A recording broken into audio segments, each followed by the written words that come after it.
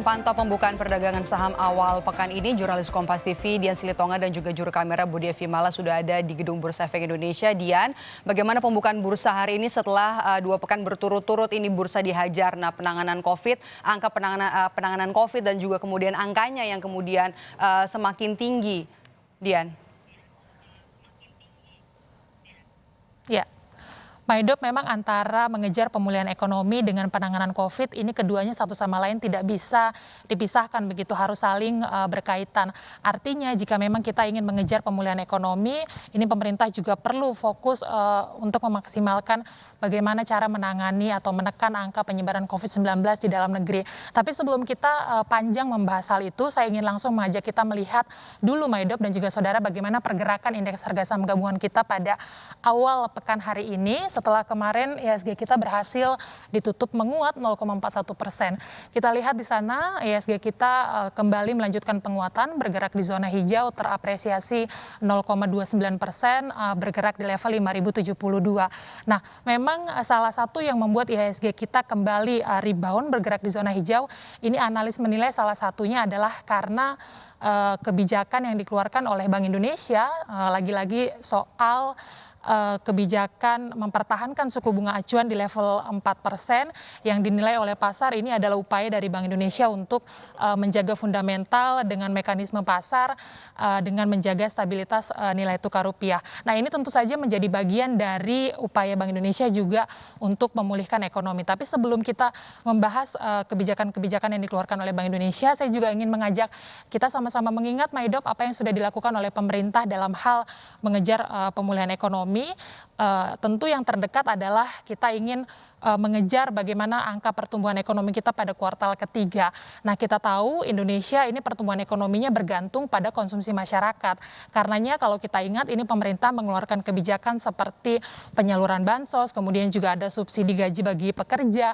Ini kedua hal ini tentu dilakukan untuk menjaga bahkan meningkatkan daya beli masyarakat. Selain itu kita ingat juga pemerintah sebelumnya sudah mengeluarkan kebijakan sejak awal, sudah mengeluarkan kebijakan restrukturisasi kredit, kemudian juga ada stimulus bagi UMKM, dan kemudian juga mengeluarkan stimulus bagi sektor-sektor yang dianggap paling terdampak pandemi. Kemudian juga berhasil melakukan burden sharing dengan Bank Indonesia.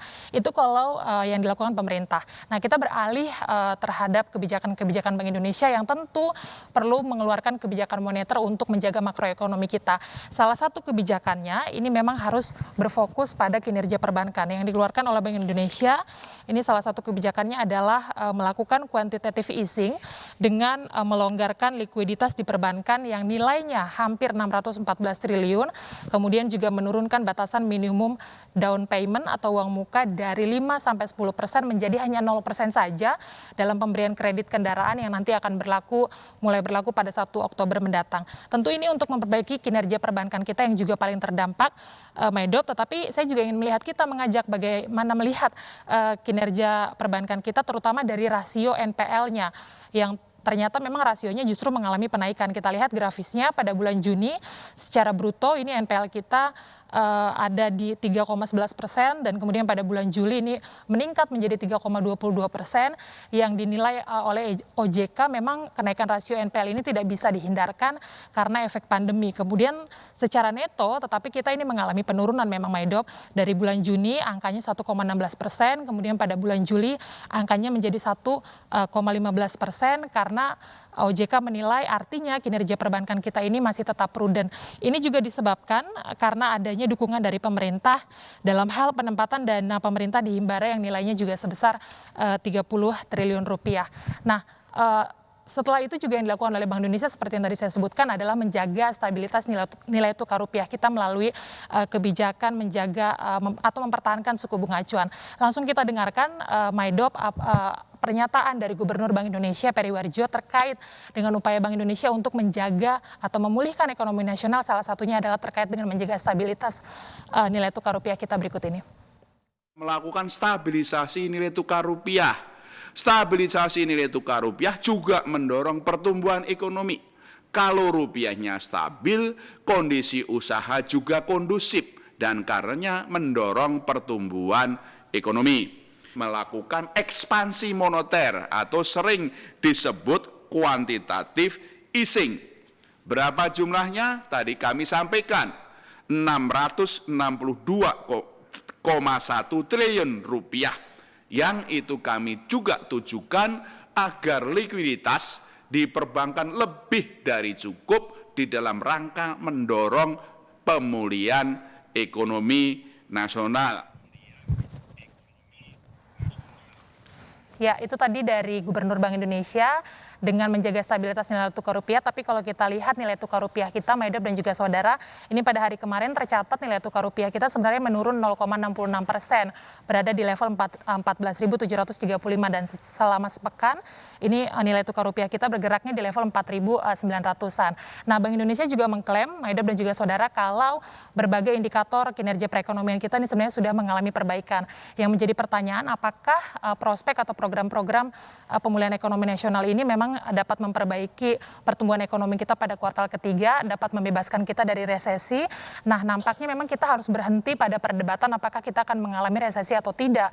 Karena yang harus kita lakukan adalah fokus terhadap program-program atau prospek pemulihan ekonomi nasional. Tetapi sekali lagi, Maidop, kita tidak bisa terlepas dari bagaimana cara menangani COVID-19 di Indonesia. Karena angka penularannya ini sudah semakin tinggi.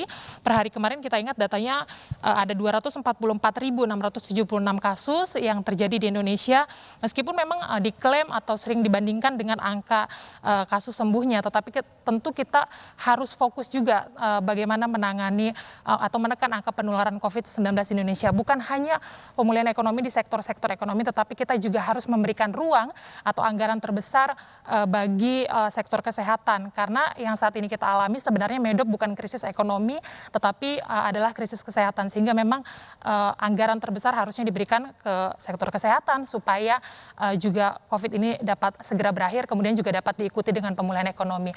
Maidop, kembali ke studio. Terima kasih jurnalis Kompas TV Dian Silitonga dan juga juru kamera Budi Vimala melaporkan langsung dari lantai bursa. Dan itu tadi soal bursa dan juga rupiah, kemudian kita akan bergeser